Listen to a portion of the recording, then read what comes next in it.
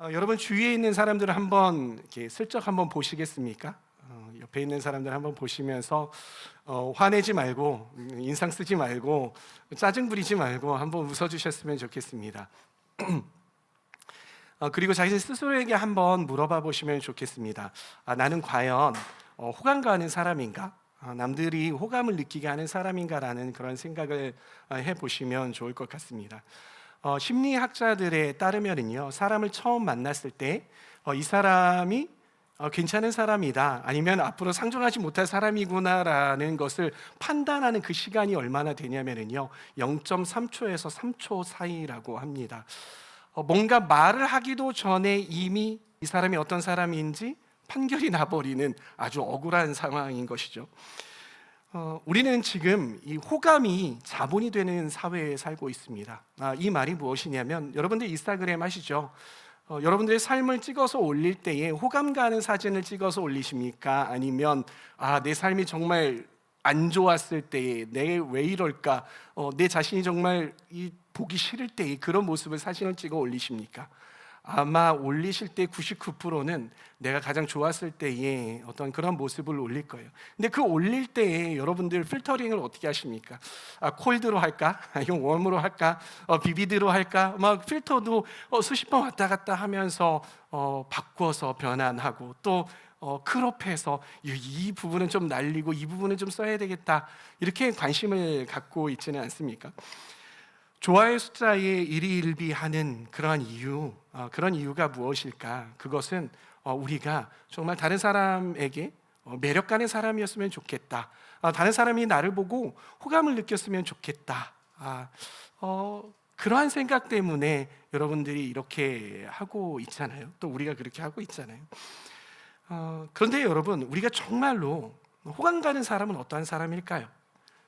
정말 매력 있는 사람은 어떠한 사람일까요? 한번 생각해 보신 적 있으십니까? 다른 질문을 여러분들에게 하나 좀 던져보기를 원합니다. 지금 대한민국 사회에서 교회라는 곳이, 그리고 그리스도인이라는 이 사람들이, 이 브랜드가 과연 호감 가는 브랜드입니까? 아니면 호감 가지 않는 브랜드입니까? 많은 학자들이 이야기하기에요, 이 한국 교회라는 브랜드, 그리고 그리스도인이라는 사람들은요, 브랜드 가치가 굉장히 하락해 있다고 합니다. 매력적이지 않다고 해요. 누군가에게는요, 교회와 그리스도인은 가고 싶고 그리고 만나고 싶은 그런 존재가 아니라 피하고 싶은 대상이 되었다라는 것입니다. 그러면 우리는 과연 어떻게 하면 매력이 넘치는 그러한 사람들, 호감 가는 사람들이 될 수 있을까? 그리고 우리는 그런 사람들이 되어야만 할까라는 그러한 좀 질문을 해보면서 말씀을 시작을 해보면 좋을 것 같아요. 근데 오늘 우리가 읽은 이 말씀, 이 47절에 보면은요, 어떠한 이야기가 나왔냐면, 이 그리스도인이라는 사람들, 그리고 교회라는 이 공동체는요, 모든 사람에게 호감이 갔던 그러한 공동체라는 것입니다. 말씀을 대하면서 함께 좀 어떻게 하면 우리가 호감 가는 사람들이 될 수 있을지를 고민해 보았으면 좋겠습니다. 성령이 임하신 후에 베드로를 통해서 성도들은 이 복음의 핵심이 무엇인지에 대해서 배우기 시작을 했습니다. 그 복음의 핵심이 무엇입니까? 복음의 핵심은 바로 예수 그리스도의 십자가 사건과 그리고 예수님의 부활 사건이 이 복음의 핵심이었던 것이죠. 그래서 베드로가 성도들에게, 그리고 모인 사람들에게 말씀을 가르치기 시작을 합니다. 말씀을 가르치기 시작을 하고 이 예수 그리스도의 복음을 가르치기 시작을 합니다. 그리고 복음을 가르치고 난 후에 이 베드로가 사람들에게 했던 말이 무엇이었냐면, 회개하고 성령을 받으라라는 그러한 말씀이었죠.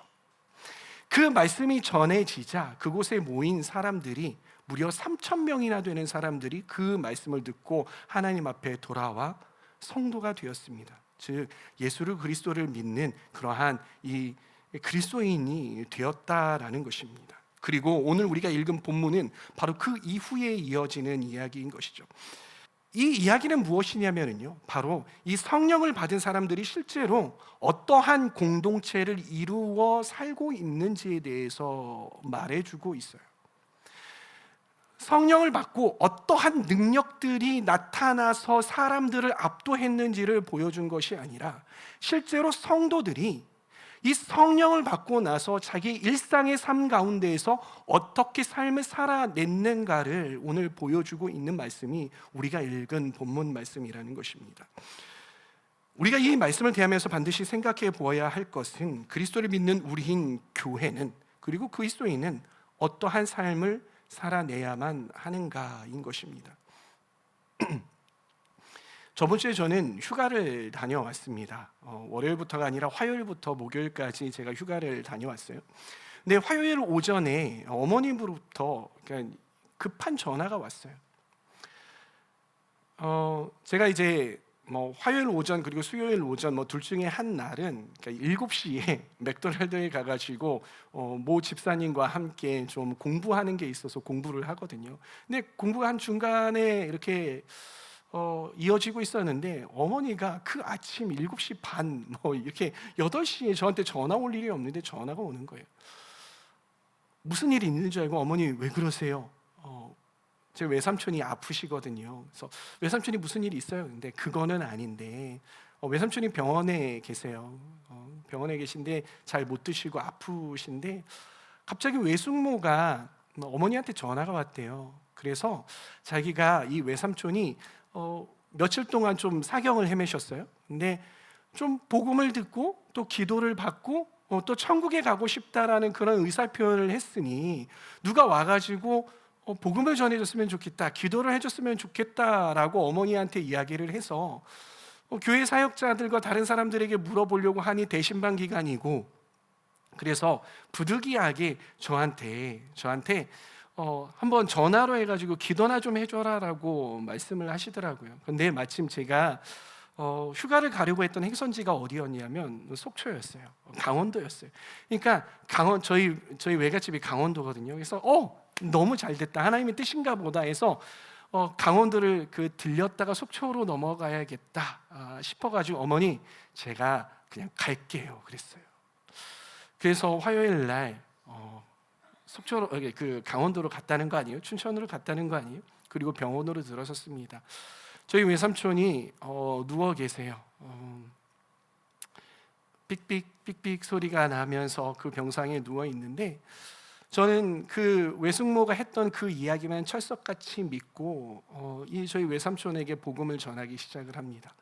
그러면서 외삼촌에게 예수 믿고 천국 가야지요라고 하는데 저희 외삼촌이 제가 기대했던 바와 같이, 그리고 여러분들이 지금 기대하고 있는 바와 같이, 그래 내가 너 말 믿고 복음을 듣고 천국 가야겠다라고 그렇게 고백했으면 너무 좋겠는데 너무 완강하게 거부하시는 거예요.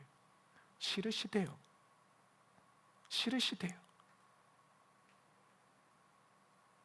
그래서 기도는 해드릴게요 그랬더니 그래도 기도는 받으셨어요.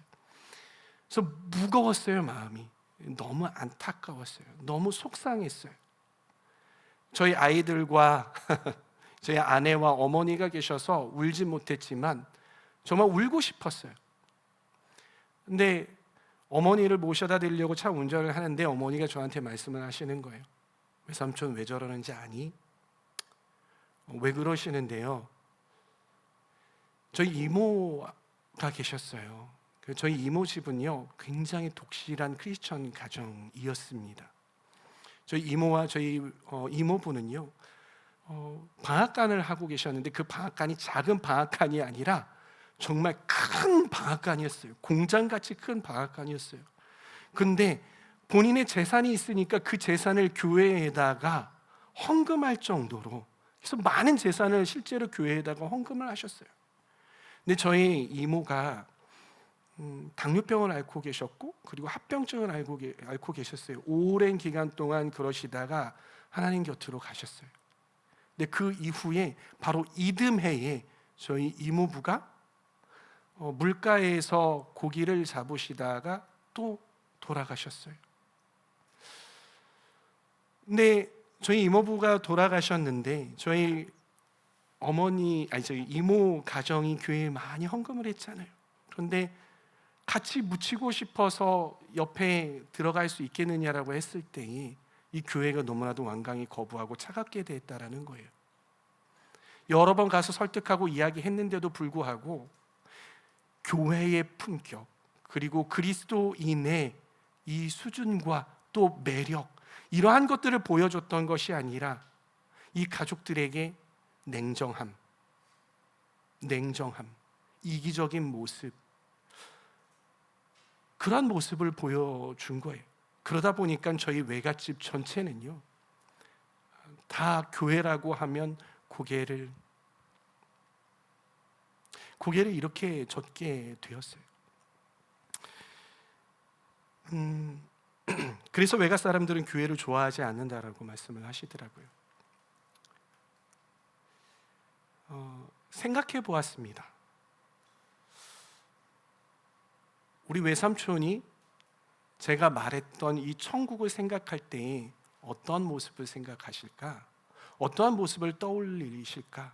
예수님을 믿고 가는 곳이 천국이라고 하는데 그곳에 가면 어떠한 사람들이 있을까라고 떠올릴 때에 아마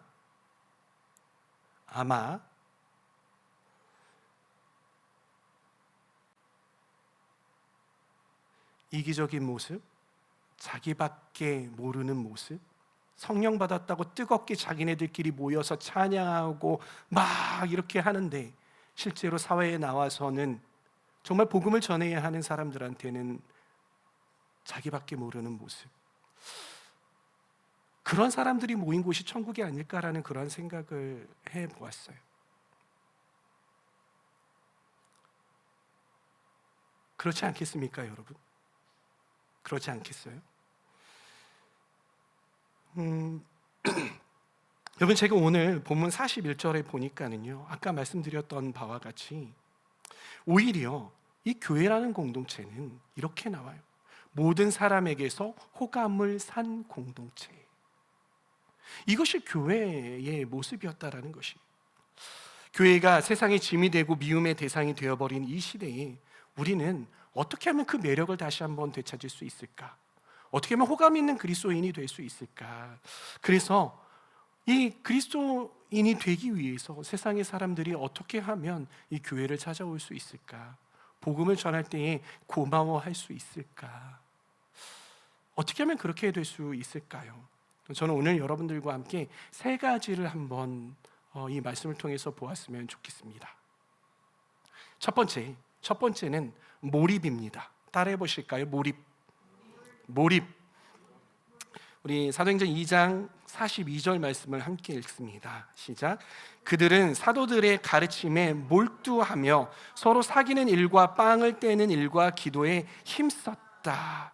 여기서 동사가 두 개가 나옵니다. 어떤 말이냐면 몰두하며 라는 말과 힘썼다라는 말. 사실 이거는 한국어로 두 가지의 단어로 나와 있는데 원래 헬라어로는요 한 단어로 나옵니다. 이 한 단어가 어떠한 단어이냐면요 바로 프로스카르테레오라는 말이에요.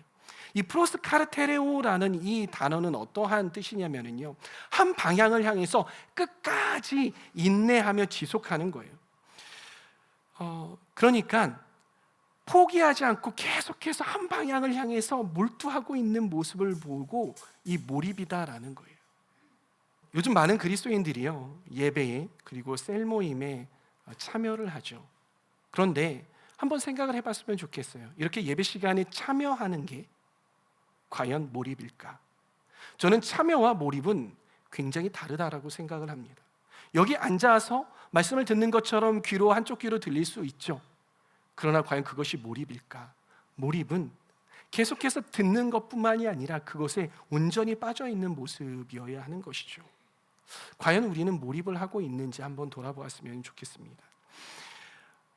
그러면 왜 우리는 몰입해야 할까요? 왜 우리는 몰두해야만 할까요? 그리고 이 사도행전에 나오는 이 초대교회의 이 교인들은 왜 몰두하고 왜 몰입을 했을까요? 과연 베드로가 정말 말씀 전하는 스킬이 대단했기 때문에 그럴까요? 마이크 시스템이 굉장히 좋아서 그랬을까요? 아니면 모여서 함께 기도하는 그 장소가, 제가 그 마가의 다락방 올라가 봤는데 그 장소가 정말 몰입하기에 딱 맞는 그러한 환경이 있어서 몰입을 했었을까요? 그것이 아니었죠. 왜 그들이 몰입을 했냐면 하나님의 뜻을 알고자 하는 그 열망 때문이었던 것이죠. 내 하나님의 뜻대로 살아야겠다라는 그러한 생각이 들었기 때문이에요. 그런데 그 하나님의 뜻대로 살아가려면 무엇을 해야 합니까? 하나님의 뜻을 알아야 하죠. 그 하나님의 뜻을 알기 위해서 몰입을 했다라는 것입니다. 사랑하는 청년 여러분, 과연 여러분에게는 하나님의 뜻을 알고자 하는, 나를 향한 하나님의 뜻을 알고자 하는 그러한 열망이 가득 차 있는 상태이십니까? 아니면 그저 교회에 와서 영적 테라피를 받는 수준으로 나의 영적인 어떠한 그런 관리를 받을 수 있는 그러한 수단, 아니면 교회 안 나오면 종교적인 어떤 그런 마음에 뭔가 벌 받을 것 같고, 아니면 뭔가 떨어지는 것 같으니까 그래 교회라도 나가서 앉아 있어야지 하는 마음으로 앉아 계시지는 않으십니까? 여러분, 그런 모습은 오늘 말씀 본문에 비춰보면 몰입은 아니라는 사실입니다. 우리의 몰입은 굉장한 에너지를 요합니다. 그리고 굉장한 집중을 요합니다. 저는 저와 여러분들이 이러한 몰입이 있기를 소망합니다. 하나님 말씀에 대한 몰입이 있기를 소망합니다. 그리고 오늘 말씀에 나온 것처럼 성도 교제에 굉장히 몰두해 있기를 바랍니다. 그리고 하나님과 대화하는 그 기도에 굉장히 몰두해 있기를 바랍니다. 여기에 열정을 발휘할 수 있기를 바랍니다. 저는 그래서 저와 여러분들이 몰입해 있는 크리스찬, 그래서 하나님의 뜻을 알아가는 크리스찬 되시기를 간절히 소망합니다. 두 번째는 무엇이냐면 바로 진정성입니다. 따라해 보실까요? 진정성. 사람은 누구나 진짜를 알아봅니다. 어떻게 알아보냐면요, 진짜에게는요 다른 사람에게서 볼 수 없는 진정성이 느껴지기 때문이에요. 근데 진정성이 느껴지는데 이 진정성이 어떠한 뜻일까? 진정성이라는 것이 무엇일까? 이 진정성이라는 말은 어떠한 뜻이냐면요, 불순물이 섞여 있지 않은 상태를 말하는 거예요. 그리고 앞, 뒤가 같은 상태를 보고 진정성이라고 하는 거예요. 한번 예를 한번 들어볼까요? 내가 공부하는데 진심이야 라고 이야기하는 사람은 그의 삶이 어떠해야 할까? 아침에 일어나서 열심히 공부하고, 점심 때 공부하고, 저녁 때 공부하고, 공부에 몰입해 있어야 하지 않겠습니까? 근데 아침에 일어나서 나는 공부에 진심이야 라고 이야기하는 사람이 아침에 잠깐 1시간, 2시간 그 공부한 다음에 이 점심 이후로는 펑펑펑 놀고 막 이렇게 PC방 가고 막 이렇게 하는 겁니다. 그러면 여러분들이 그 사람을 볼 때에 저 사람은 공부에 진심이야 라고 생각하시겠습니까? 아닌 거예요. 아닌 거죠. 그 사람은 공부에 진정성이 있는 사람이 아니라는 것입니다. 그러면 어떠한 사람이 공부에 진정성 있는 사람입니까? 처음과 끝이 같아야죠. 그 안에 불순물이 섞여 있지 않아야 되는 겁니다. 순수한 마음의 의도가 있어야 된다는 거죠. 우리 44절에서부터 46절 말씀을 함께 읽어볼까요? 시작. 모든 것을 나누어 주었다. 그리고 날마다 한 마음으로 성전에 열심히 모이고 집집이 돌아가면서 빵을 떼며 순전한 마음으로 기쁘게 음식을 먹고. 이 46절에 나오는 이 순전한 마음이라는 이 뜻은 어떠한 뜻이냐면요, 돌이 없는 밭의 상태를 말하는 것입니다. 그래서 순전한 마음으로 기쁘게 먹고 또 순전한 마음으로 이러한 것들을 했다라는 거예요. 왜 그랬을까? 초대교회 교인들은요 진심이었기 때문이에요.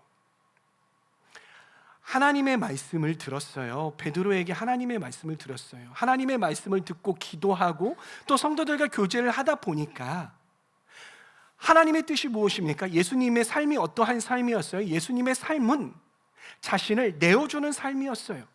철저하게 이타적인 삶이 바로 예수님의 삶이었어요. 예수님께서 예수님의 이 삶뿐만이 아니라 가르침이 너희는 이타적인 사람이 되어라, 하나님을 사랑하고 그리고 이웃을 사랑하여라, 원수까지도 사랑하여라 라고, 그렇게 사랑하라 라고 말씀을 하셨어요. 그 예수님의 말씀뿐만이 아니라 예수님의 삶이 어떠하셨냐면, 이 신이었던, 하나님이었던 이 예수님이 내려오셔서 그 삶을 제자들에게 보여주시고, 그리고 십자가에 못 박혀 죽으시면서까지 이타적인 삶을 사셨다라는 거예요. 제자들은 이 말씀을 계속해서 듣습니다. 그래, 예수님의 삶이 어떠했을까? 내가 살아내려고 하는 예수님의 삶이 어떠했을까? 아, 예수님 희생하셨구나. 예수님 나누어 주셨구나. 예수님께서 그렇게 사랑하셨구나. 원수마저도 사랑하셨구나. 십자가에 자신을 내어주시면서까지 목숨까지 아끼시지 않으시고 나를 사랑하시고 또 이웃을 사랑하셨구나. 그럼 나는 어떻게 살아야 하지? 라는 생각이 들었던 겁니다. 성령을 받고 나니 그런 의문이 드는 겁니다.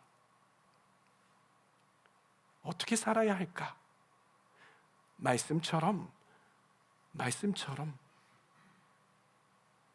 예수님처럼 이타적인 삶을 살아야겠다라는 그러한 성령의 감동이 있었던 것입니다. 그렇기에 실제로 자신이 말할 뿐만이 아니라 형제여 사랑합니다, 자매여 사랑합니다라고 말할 뿐만이 아니라 자기 재산을 팔아서 가난한 자들에게 나누어 주었어요. 예수님께서 하셨던 것처럼 날마다 한 마음으로 성전에 열심히 모이기 시작했어요. 집집이 돌아가면서 빵을 뗐어요. 예배했다고요. 그러한 일들이 계속해서 반복이 됐던 거예요. 처음 그들이 말을 뗐던 그 말, 사랑한다는 말, 이것이 말뿐만이 아니라 그들의 삶으로 나타난 거예요.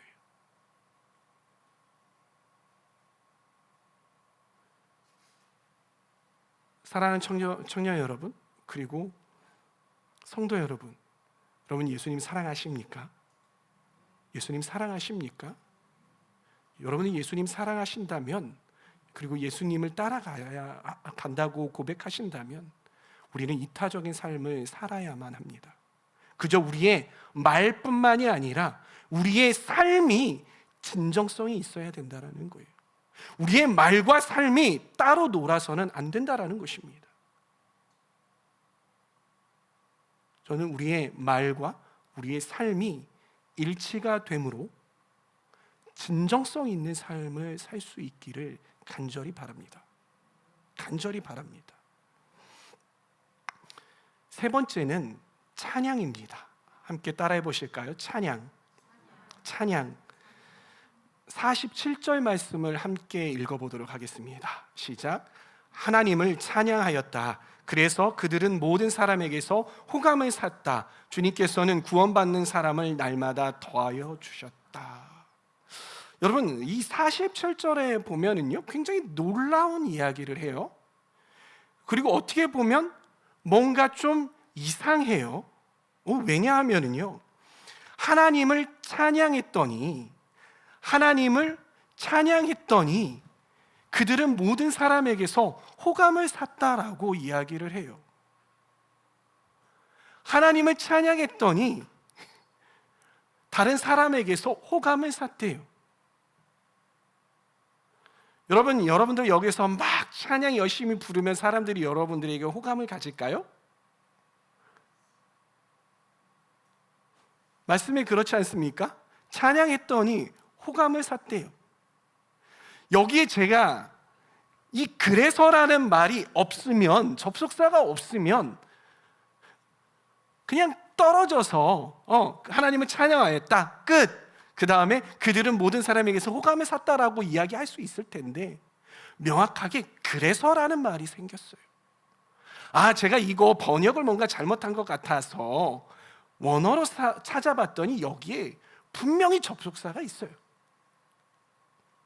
그렇다면 우리가 생각하는 찬양의 개념과 우리가 얕게 생각하는 찬양의 개념과 여기 본문에서 말하고 있는 찬양의 개념이 다른 거잖아요. 그렇죠? 찬양이 무엇일까요? 찬양은 음악일까요? 성경에서 말하는 이 찬양이라는 말, 여기서는 아이네오라는 말을 써요. 이 아이네오라는 말은 어떠한 뜻이냐면은 하나님의 일하심을 입술로 공포하는 것을 말하는 거예요. 그냥 단순히 우리가 찬양한다라고 이야기했을 때 우리가 음악을 섞어서 주님 사랑해요, 예수 사랑합니다, 이 정도 수준이 아니라고요. 찬양이라는 말은 하나님께서 나의 삶 가운데 어떠한 놀라운 일을 행하셨는가를 다른 사람에게 선포하고 말하고 떠들고 돌아다니는 것이 바로 찬양이라는 것입니다.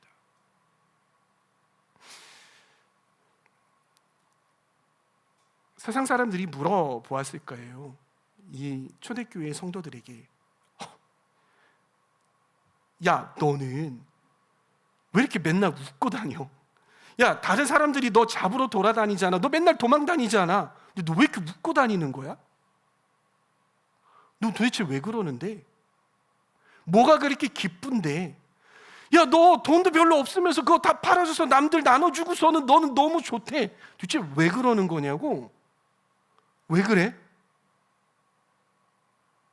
야, 너 가진 건 하나도 없는데 넌 뭐가 그렇게 기쁘고 즐거워? 너 맨날 그렇게 희생하면서 살아가는데 또 희생하려고 해? 도대체 너 왜 그러는 거야?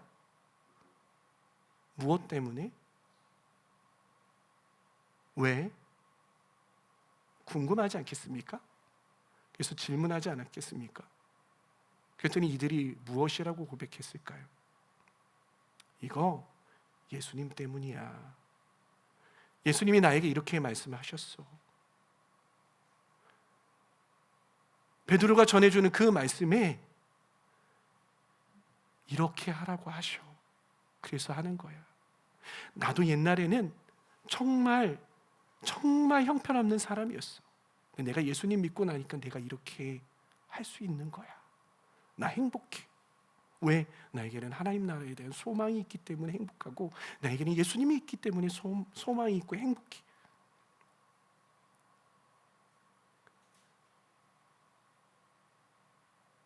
이게 찬양이라는 것이. 베드로전서 3장 15절 말씀에 이러한 말씀이 있습니다. 다만 여러분의 마음속에 그리스도를 주님으로 모시고 거룩하게 대하십시오. 여러분이 가진 희망을 설명하여 주기를 바라는 사람에게는 언제나 답변할 수 있게 준비를 해 두십시오. 사람들이 물어볼 때 답변할 말이 있는 것입니다. 무엇입니까? 그것이 바로 찬양인 것이죠. 주님 때문에, 예수님 때문에 내가 이렇게 살아. 사람들이 어떠했을까요? 그 이야기를 듣는, 예수님 때문에야 라는 그러한 이야기. 다른 사람들이 그리스도인들을 바라볼 때에, 다른 사람들이 예수님을 믿는 사람들을 바라볼 때에 정말 희망이라는 건 눈꽃만큼 찾아볼 수 없는 그런 환경이지만 감사하고 기뻐하는 그런 삶을 사는 거예요. 나보다 훨씬 형편이 좋지 않은 사람들이 정말 이타적인 삶을 살아가는 거예요. 그 당시 사람들은 충격을 받았을 겁니다. 와, 저 사람들 도대체 뭐지? 그래, 나도 저 사람처럼 행복하고 싶어. 내가 없지만, 내가 있는 게 하나도 없어도 저 사람들처럼 행복했으면 좋겠어. 저 사람의 비결이 뭐라고 그랬지? 예수님 때문에 그렇다고 그랬지. 그럼 찾아오게 되는 거죠. 나도 당신처럼 예수님 믿고 행복했으면 좋겠습니다. 저 좀 도와주세요. 사람들이 나가서 예수 믿으세요 전단지 돌린 게 아니라 그래서 사람들이 찾아오게 되었다라는 거예요. 그렇게 해서 전도문이 열렸고, 그렇게 해서 초대교회가 부흥하였다라는 것입니다.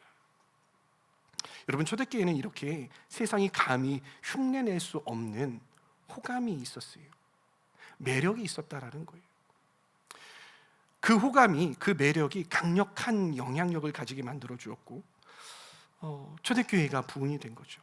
그러나 지금 우리가 살고 있는 이 시대 가운데 이 대한민국, 교회는 어떠합니까? 교회는 어떠합니까? 교회에게 그러한 매력이 있습니까? 교회에게 그러한 호감이 있습니까? 나의 삶 가운데 내 삶이 과연 내 주위의 이웃들에게 매력이 있습니까? 호감이 있습니까? 저는 우리 그리스도인들 그리고 교회가 다시 회복해야 하는 것이 바로 이것이라고 생각합니다.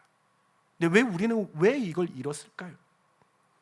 그것을 잃은 이유는 바로 무엇이냐면, 오늘 아까 우리 종이 형제가 말미에 기도했던 것처럼 우리가 세상을 자꾸 따라하려고 해서, 세상적으로 볼 때 우리가 좀 더 매력적인 사람이 되고 싶어서 이 예수님의 말씀과 또 진정성과 몰입과 또 이 찬양함을 자꾸 내버려 두고 자꾸 외형적인 것들을 가지려 하고 신경 쓰려 하고, 돈을 더 많이 벌어서 남들에게 위압감을 주고 싶고 자랑하고 싶고, 세상적으로 더 높은 지위에 올라가서 또 세상적으로 좀 더 잘 사는 모습을 보여줌으로 인해서, 그리고 돈을 많이 벌어서 뭔가 좋은 것들에 대해서 기여하고 싶은 그런 번영주의 신학에 기반한 그러한 세속주의에 물들어서이지는 않을까. 네, 우리가 정말 짠맛을, 이 매력을 회복하려면 우리가 무엇으로 돌아가야 하는가? 그것은 바로 오늘 말씀의 복음이다. 바로 몰입함이다. 바로 진정성이다. 바로 하나님을 찬양합니다.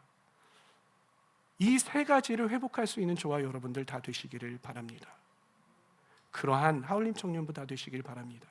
그래서 세상 사람들이 우리를 바라볼 때 쟤네들은 잘난 거 하나도 없고, 쟤네들은 정말 지지리도 못 사는데 와, 쟤네들은 너무 행복해, 쟤네들은 너무 마음이 넓어, 쟤네들은 항상 기뻐해, 쟤네들 수준은 도저히 쟤네들 수준은 따라갈 수가 없어. 도대체 왜 그렇지? 궁금해하고 또 물어보고 또 다가올 수 있는 그러한 그리스도인, 그러한 공동체 되기를 소망합니다.